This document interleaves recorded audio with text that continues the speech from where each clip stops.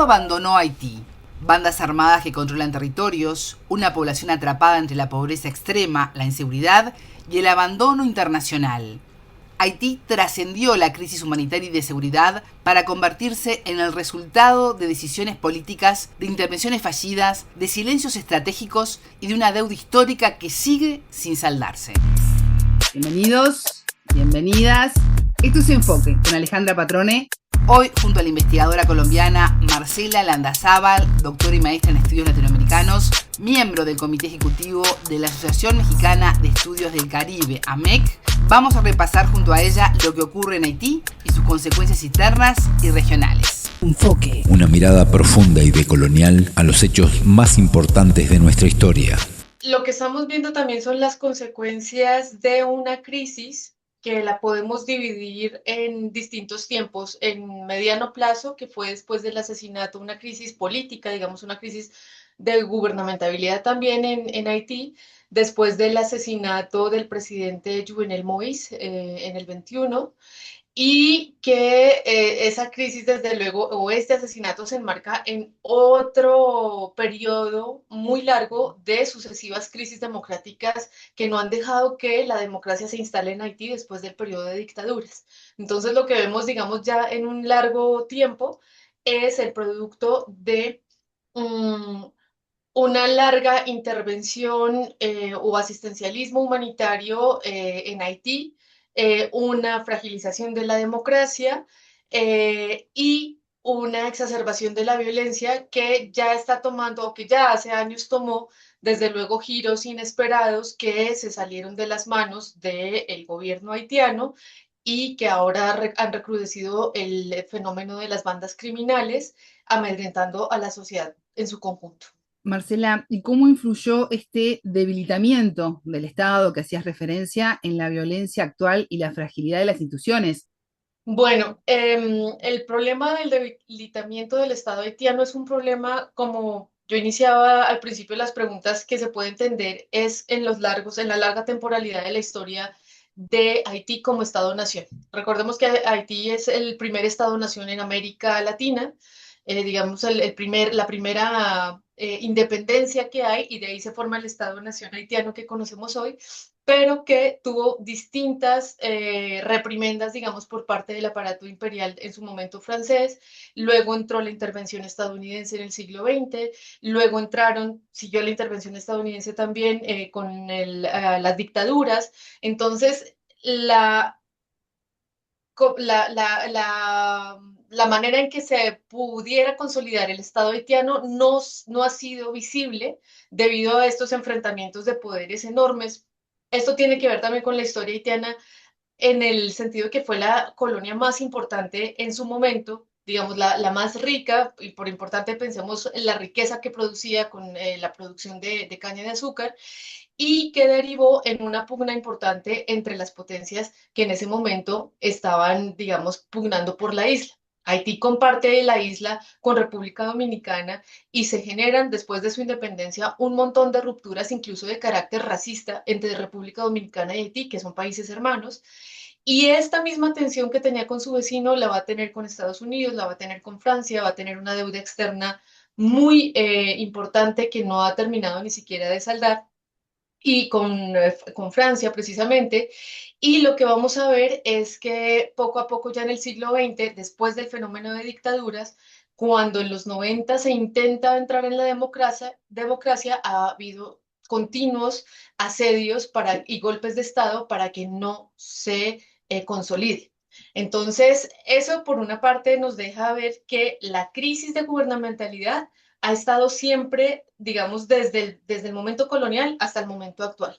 Pero la crisis de gubernamentalidad se va a acompañar precisamente del fenómeno del asistencialismo humanitario, lo que en términos académicos conocemos como el humanitarismo, que es la manera de hacer industria de los insumos humanitarios, de las divisas que se dan distintos países en su conversión, en sus impuestos y demás, con supuestos desvíos con fines humanitarios, que lo que van generando y recrudeciendo es un mercado de corrupción muy grande, del 100% de las ayudas humanitarias que se dan en el mundo, porque Haití es el país quizá más asistido humanitariamente en el mundo, solo llega el 1 o máximo el 1.5% a Haití. Entonces hay unas cadenas de corrupción enormes, más las que se suman a la corrupción interna del país. Es un país que tiene una clase política también muy corrupta y con la mayor desigualdad social en toda la región de América Latina y el Caribe. Entonces, lo que tenemos es una combinación de factores históricos y de factores coyunturales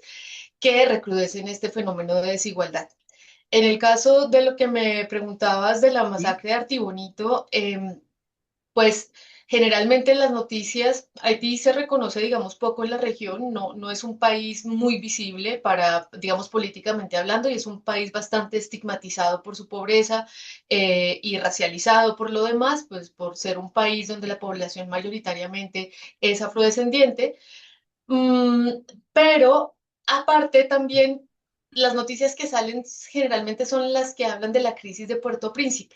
Y lo que vemos en Artibonito es quizá el primer brote de violencia a gran escala que logra salir de las noticias locales de la isla a la región. Y lo que vamos a ver es que el fenómeno de las bandas criminales no está solo en Haití, sino está en todo el país. Y esto es importante comprenderlo porque desde luego todo el país es el que está, digamos, sometido a un proceso no solo de violencia, sino de tráfico de armas y de drogas, que son los que sustentan los principales mercados que sustentan estas bandas. Entonces, de hecho, las rutas comerciales de tanto de armas como de drogas pasan por la región de Artibonito. Es una región importante que queda en el centro del país y donde a medida que Jimmy Cherizier, que es este líder de la alianza de bandas en ¿Sí? Haití, ha ido tomando poder, pues ha ido también expandiendo todas sus tentáculos a nivel, digamos, de las otras regiones de Haití. Ha salido ya de Puerto Príncipe y tengamos en cuenta que él es un ex policía, es alguien que conoce muy bien, que estuvo muy cercano también a las fuerzas del gobierno en su momento cuando trabajó como policía. Entonces, es alguien que conoce la lógica del Estado haitiano, la lógica territorial y desde luego ha ido poco a poco, de cierta manera, ganando o conquistando terrenos para sus propias actividades delictivas. Entonces, lo que pasó en Artibonito es una masacre, pero es una masacre que se lee en el esquema de pandillas. No está esclarecido bien si se trata de temas de venganza, precisamente por rutas comerciales o por confrontaciones internas entre pandillas, pero ese es el carácter que más, digamos, ha explicado la masacre. Entonces nos dice también que pues la guerra territorial tiene una dimensión simbólica importante para ellos y por eso este sostenimiento de confrontación entre pandillas, entre territorios de pandillas, hace que pues la población civil esté presa de estos crímenes. Ujú. ¿Y cómo ha afectado la vida cotidiana de esta población? Tú lo has dejado entrever, pero me gustaría profundizar en esa parte. Fundamentalmente, bueno, una cuestión que es importante tener en cuenta de Artibonito es que aunque sale la masacre que se estima entre 50 y 60 personas como resultado de la masacre que hubo la semana pasada, recordemos que Artibonito ya lleva 3.000 muertos en estos Ujú. 3 años de resultado de víctimas de la violencia. Entonces, lo que estamos viendo acá es que todo el país, o sea, Artibonito también es una región importante porque por ahí pasan dos ríos importantes de Haití que alimentan fuentes de cultivo y áreas de cultivo y donde la región se abastece también a nivel alimentario. Entonces, todo el engranaje social y económico haitiano está sometido al problema de las violencias de las bandas criminales y al problema de la ausencia del Estado.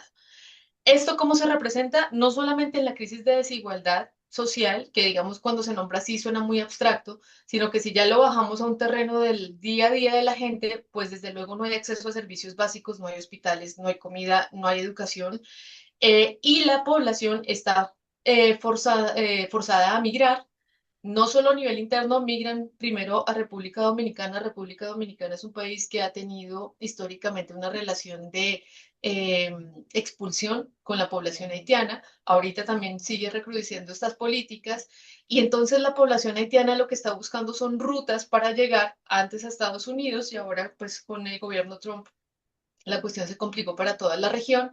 Entonces buscan rutas alternas, sea vía América del Sur o América Central o el mismo Caribe para llegar al menos a México o a veces, digamos, el periplo más grande es hasta Europa, pero también buscan salir hacia Europa por la cuestión francófona, ¿no? Entonces van buscando ruta a Francia o u otros países que sean francófonos de la región para poder subsistir.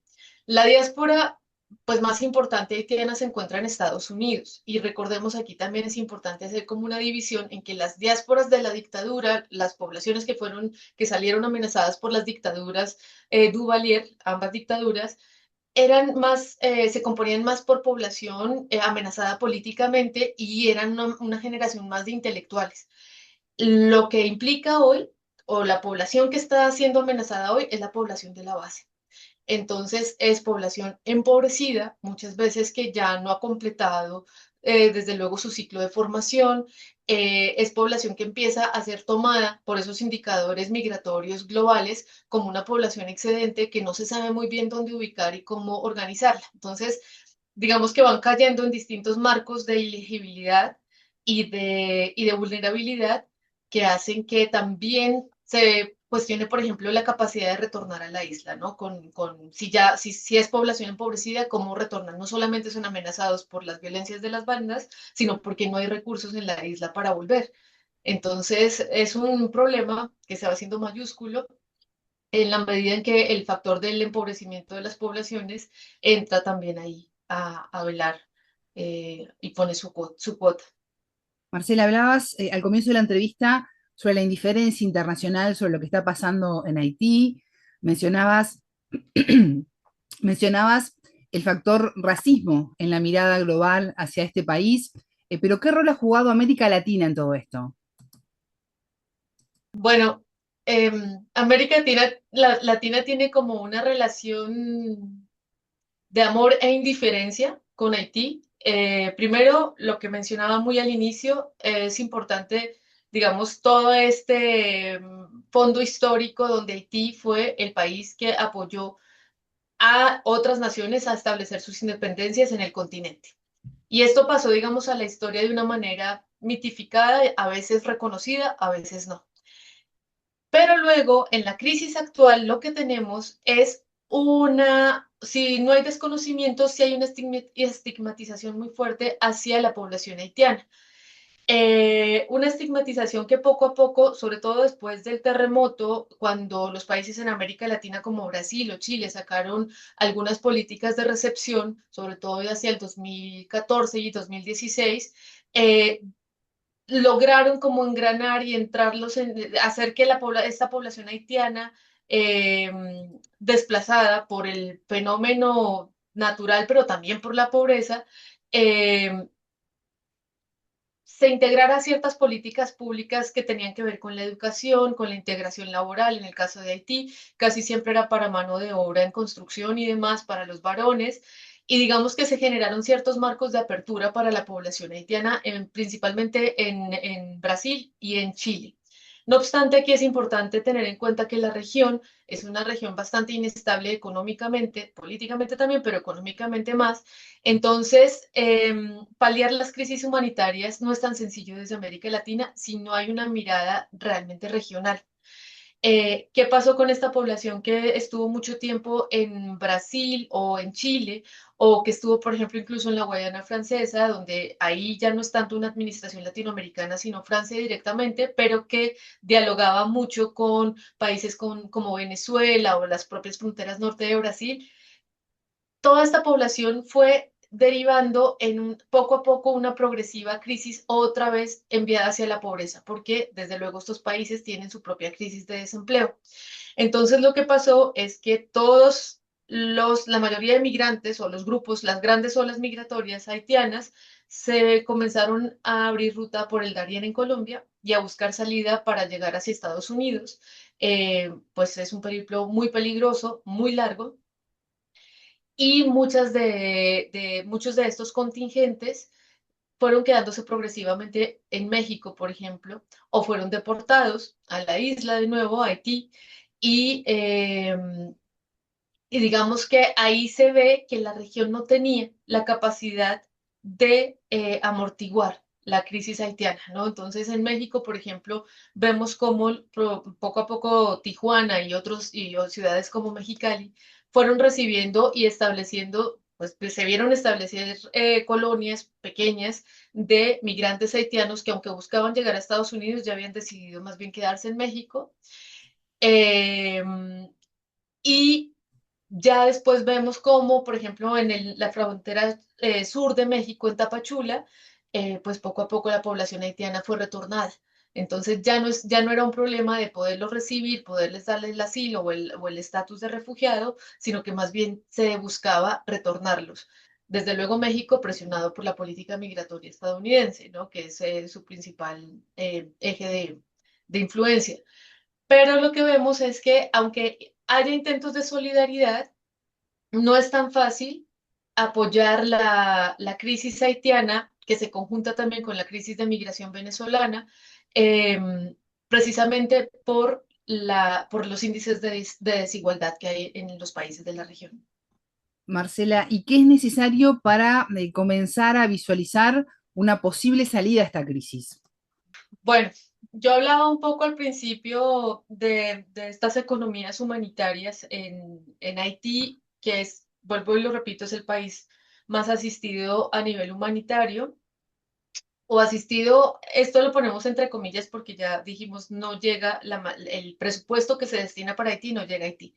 Pero Haití con el problema de corrupción más el asistencialismo humanitario, que aparentemente busca brindar el acceso a derechos básicos para la población, pero que lo que hace finalmente es no dejar que se fortalezca el aparato estatal, que se fortalezca la democracia, que madure el Estado como debe ser. Y esto no solamente lo vemos en Haití, lo vemos con el caso también de Palestina.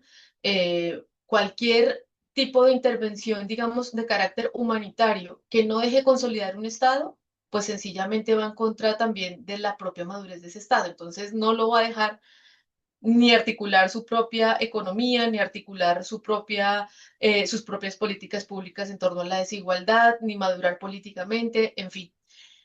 Y a esto se suma, en el caso de Haití, una enorme corrupción que hay, que dejaron también las dictaduras que estaban coludidas también con Estados Unidos y demás. Entonces, lo primero ahí es reevaluar las políticas asistencialistas en Haití.